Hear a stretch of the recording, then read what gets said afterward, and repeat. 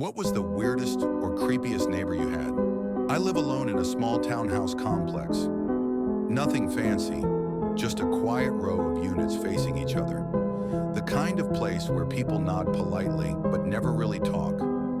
That suited me fine. I moved here after a messy breakup, just trying to keep to myself and heal. The unit directly across from me belonged to an older man named Mr. Dalton, mid-60s, maybe older. Balding, thick glasses, wore the same beige cardigan almost every day. He always sat on his porch in the evenings, reading the newspaper or just staring out into nothing. He creeped me out a little, but he was polite. Every evening around 6:30, he'd give me this slow, deliberate wave as I came home from work. I'd nod or smile, then head inside. Routine, predictable. Then he died. Heart attack, quiet and sudden. I saw the ambulance lights through my blinds around 3 a.m. one night. The complex manager confirmed it a few days later. I didn't think much of it until exactly 1 week later.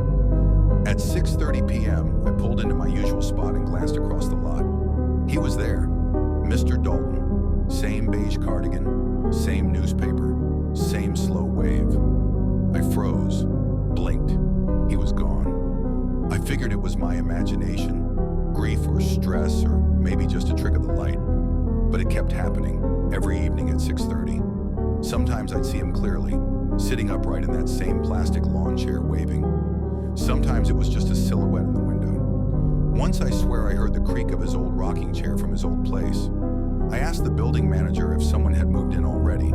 She said no. Dalton's unit was locked and still in probate. No one had access. I asked a neighbor. They looked at me like I was nuts, said the blinds were always closed, said they hadn't seen anything. I stopped sleeping, started avoiding looking out my front window entirely. But last night, it got worse. Around 2 a.m., I heard a knock at my door. Software rhythmic, not loud enough to alert a neighbor, but enough to jolt me awake. I looked through the peephole. My porch was empty.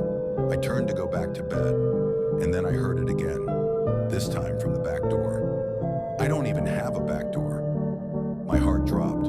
I grabbed my phone, opened the camera app, and slowly peeked through the blinds. He was standing in my driveway, Mr. Dalton, closer than ever, just standing there. No wave, no chair, no newspaper, just watching. I didn't sleep.